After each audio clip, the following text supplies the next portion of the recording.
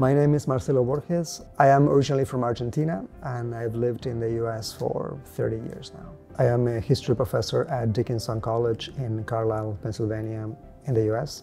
I'm a social historian interested particularly in transatlantic migrations in the 19th and 20th century. I am also a Latin Americanist by training, and my research focuses on epistolarity, that is the use of correspondence as a historical source, and also on history of emotions as a lens to understand the migration experience. It was during my earlier work with migrant letters exchanged by migrants and their families, that I became interested in emotions. I realized that a lot of the earlier work of social historians, including my own, that were mostly interested in topics like social networks, labor strategies, or ethnic life, were leaving completely out of the picture the emotional aspect of the migration experience. And from there, I broadened my perspective to also consider how emotions play a role in how migrants were perceived by society at large. Politically, for example, how migrants as mobile individuals were treated in particular ways, culturally, politically, and socially. At Iméra, I hold the Franco-American Commission Iméra Chair in Migration Studies. And during my residence here, I am working on a book project. The working title is Emotions and Migrations in a Globalized World. The book considers how emotions have impacted the migration experience of individuals, families, and societies, and also how migrants have been perceived by societies of origin and destination over time. The book covers a long time period from the last quarter of the 19th century to the beginning of the 21st century.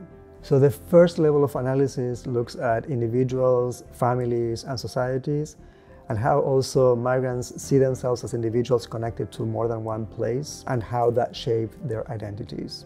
It also explores how the migration experience is not just exclusive, related to those who move, but also impacts the people who stay behind, and also it impacts across generations through memory or commemoration.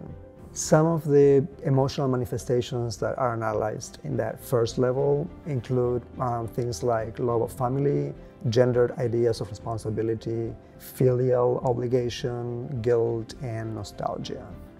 The second level of analysis looks at migration at the social and political level, and it considers specifically how migrants have been treated by popular culture, the media, politicians, and how that impacted policy and politics. So this has resulted in different migration regimes, ways of policing and controlling migration, and also of applying sort of ideas of desirability according to factors like gender, ethnicity, race, and class. There are several emotional manifestations that are considered in this second level of policy and politics. For example, the fears of invasion, the fears triggered by ideas of contamination of culture or society or demographic replacement. On the other hand, it also considers this in a more positive light, discussing how migrants sometimes are presented as deserving of care and protection. And the final part considers movement itself, with migrants in transit and the emotions associated with that, but also with the impossibility to move, that is, emotions associated with immobility. So Iméra provides a perfect setting for this project, and I'm very happy to be a part of this stimulating community.